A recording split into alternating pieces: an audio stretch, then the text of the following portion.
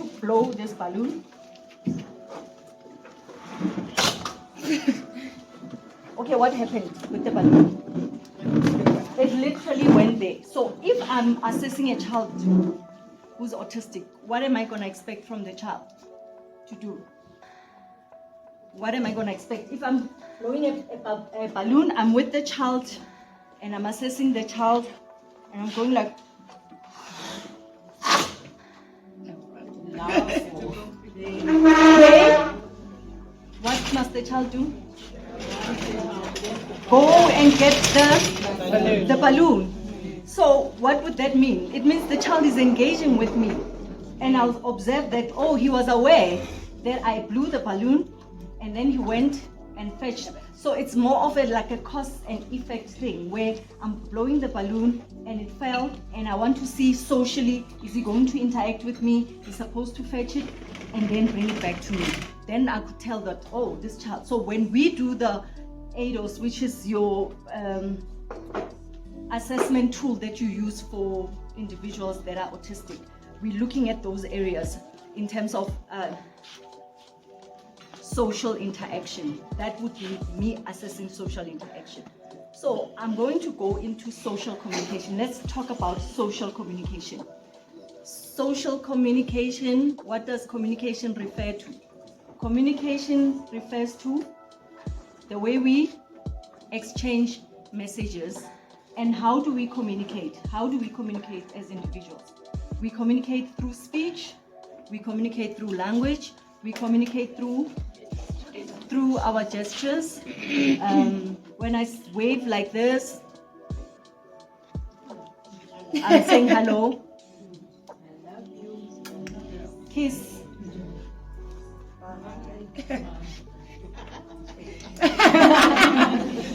I'm happy. I'm sad. So those are facial expressions. So I'm actually demonstrating those things.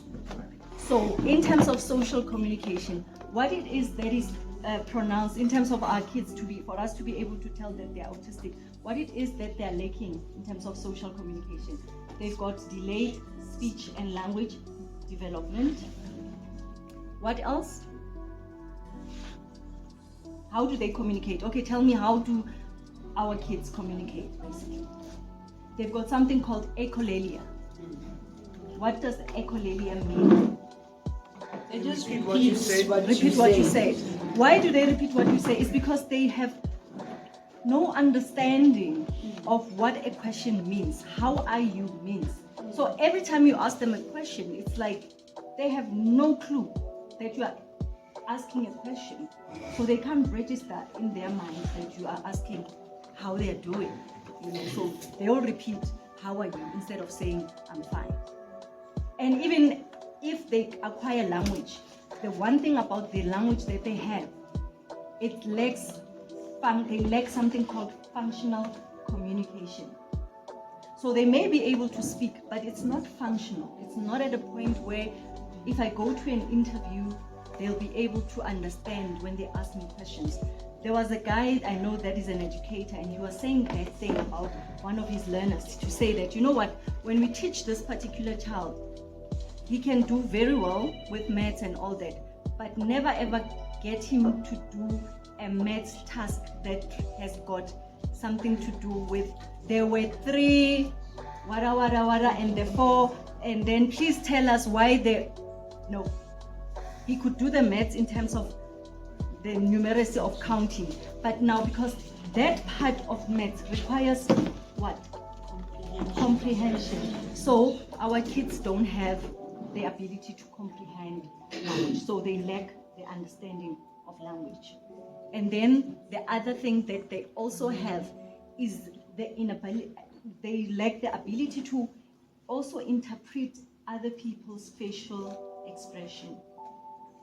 So when you go, it may scare them, or they may not, they may feel like you want to fight, and be confused as to what you mean when you are showing that particular facial expression. So in terms of social communication, I've said they got difficulties with understanding language, with expressive language, in actual fact developing the language.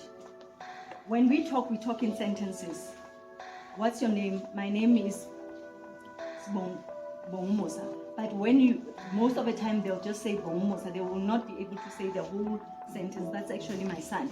So that's the problem with them. That they normally are not able to tell you the whole sentence, and they may say things in one word. If you say, like my son, because he's got speech apraxia, so because it's difficult for him to communicate. So it may sometimes be that he will say a word, and you should be able to guess what that word means. But in his mind, he wants to drink.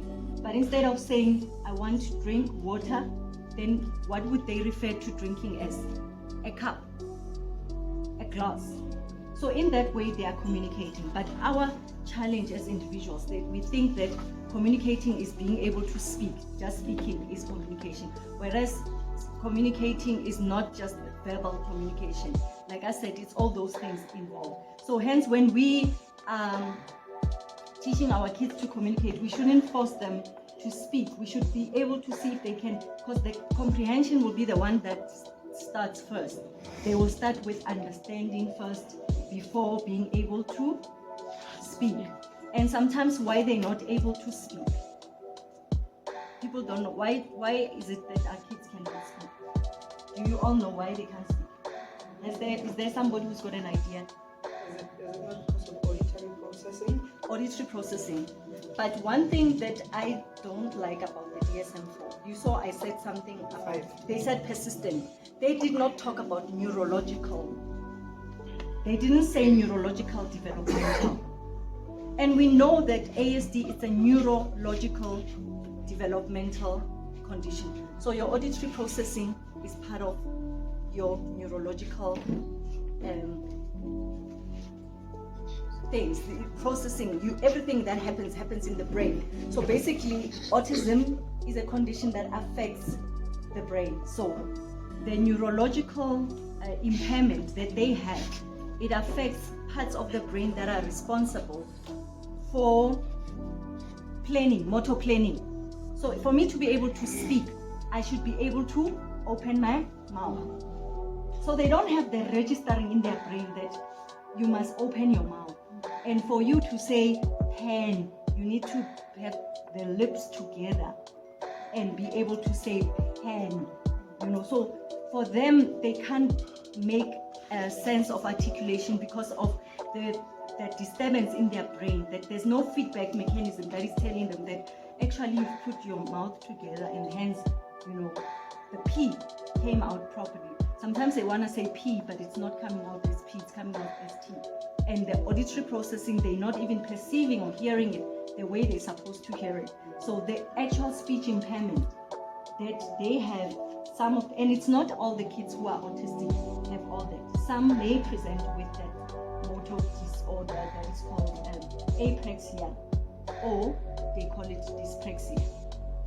But when it's dyspraxia is when it involves other motor movements, like your writing and many other. We'll come to that. So that's social communication, not even being able to understand a joke. Like I may joke with, and they tend to be blunt. They'll say things that hurt other people without them being intentional about hurting a person. And I'm just wondering, imagine you are married to someone and you don't know, they always say that, I was listening to one YouTube video, and this woman was talking about a man who's got a PhD in something, but he struggles emotionally and socially to communicate, and that he tends to be blunt. And then that woman said, in actual fact, you don't need a man like that in your life that can be so blunt. I say no. You need to find out the bluntness. What if, we're opening up ourselves to now starting to understand that there are people who are neurodivergent, and the reason they say those things, they don't mean it, but they don't have the social cues of knowing that I'm not supposed to say certain things. Even kids, initially kids can be blunt, but we need to teach them. My daughter, she once said to a friend visiting, that my friend's daughter was visiting. She's about 21, and my daughter said, "That style, those takis and that dress, no, they don't look well. They don't look good together. Like, they don't match." But the way she said it, it was. There was no tact. It was so blunt. And I felt like hiding myself under the table because I'm that person who's very sensitive in terms of what I say to people. And then I had to teach my daughter to say, you don't say such things, But because she's still young, she will learn that there are certain things you can say and that.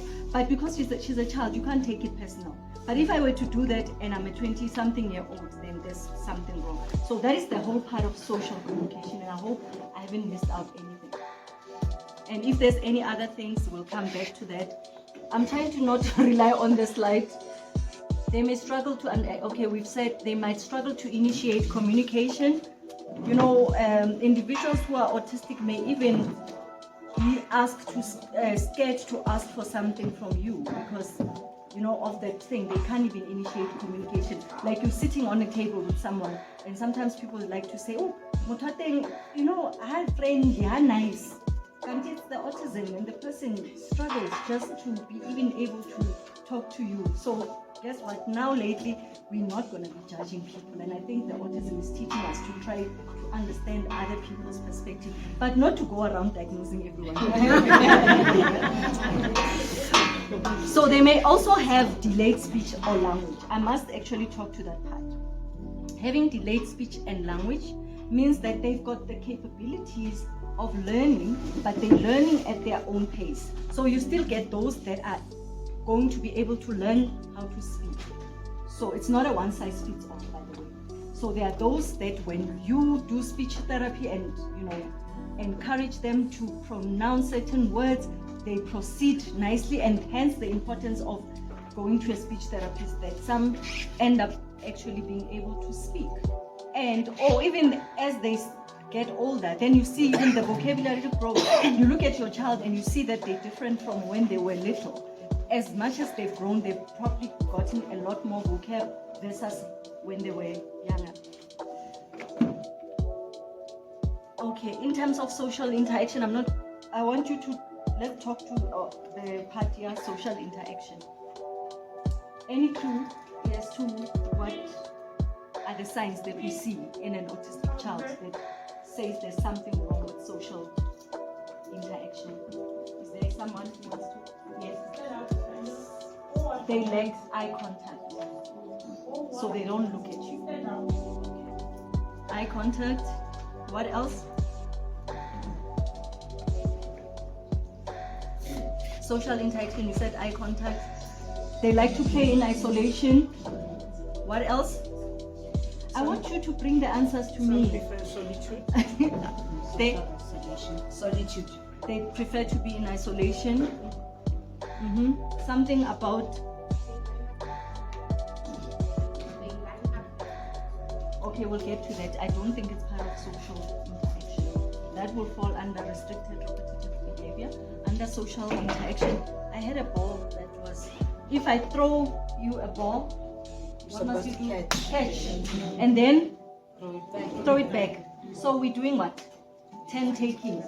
So they lack 10 taking skills. So to be able to engage with somebody socially, I say something to you, I throw you a ball, you catch it, you throw it back to me. So that is 10 taking. So they lack reciprocity. This English. Am I saying it right? Yes. They lack that thing, to reciprocate. I love you. Imagine you say to your husband, I love you. What is he supposed to say? I love you too. They must actually do that. It mustn't be like you've said, I love you, and then they don't reciprocate. You feel bad. Imagine a guy is taking you out for dinner and he says that, and you're not answering back, and the person feels bad because it's not what they feel, it's not reciprocated.